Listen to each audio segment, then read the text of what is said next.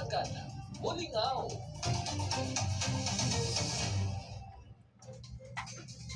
Gikan sa hawanan sa Miss O Radio 87.5 FM, amo karon inatod ang mga maundanong balita. Pinaagi sa Miss O Radio Patrol Balita sa hapon. Dili inyong masayran ang nagkadaiyang labas ng mga balita sa atong palibot. Miss O Radio Patrol Balita sa hapon. Ug karon ang inyong mga tigbalita.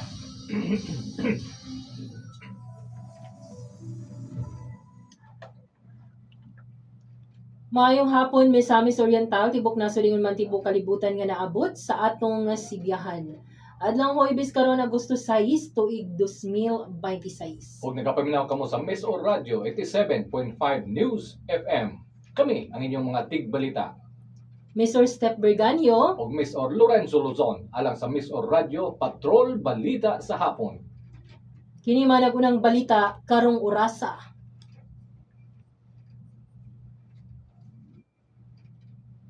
Alex Yala midaog kontra Alicia Parks.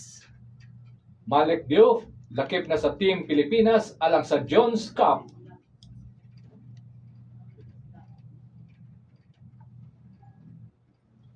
Michael Cinco excited na sa mahimong hurado sa Arena, Pilipinas.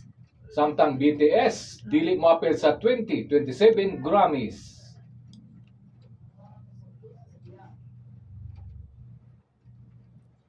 Ikaupat nga hugna sa free trade agreement sa Pilipinas ug Canada gitakda.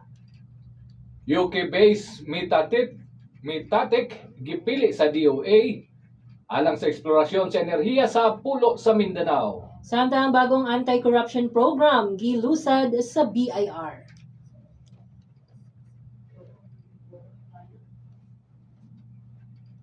Pito patay, 40 samaran sa drone strike sa beach resort sa Russia. Kilat migo sa Thailand, usa ka footballer patay, 12 naangol.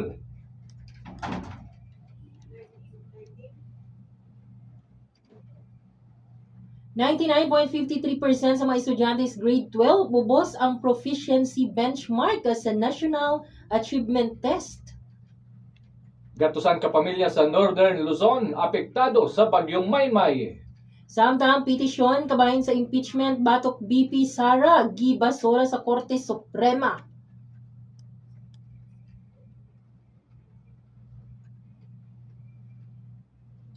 Dairy farm gipalig-on sa Camiguin. Walang gotong program nakaalagad na sa 716 ka mga pamilya sa Osamis City. Samtang Manolo Fortich gidayeg sa LGU hinguog sa nagmalampusong programa sa nutrisyon.